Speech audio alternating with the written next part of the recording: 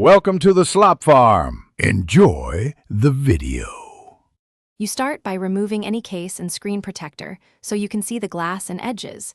This reveals physical damage or trapped debris.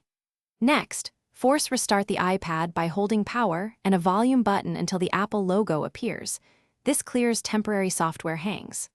Once done, gently clean the screen with a microfiber cloth and 70% isopropyl, making sure not to let moisture get into ports. This restores touch by removing oils and particles that interfere with capacitive sensing.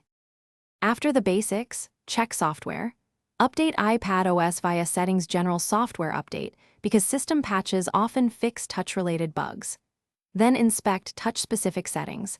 Go to Accessibility Touch and adjust 3D touch or haptic settings so sensitivity matches your input.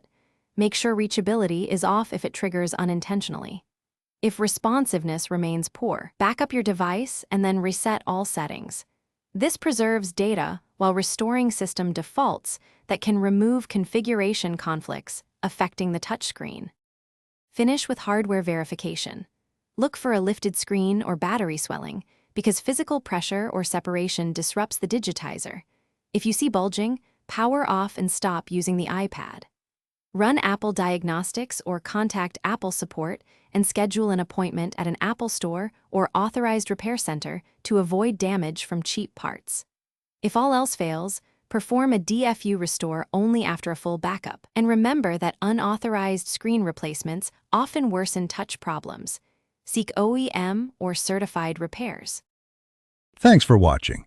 Consider subscribing if we helped you today.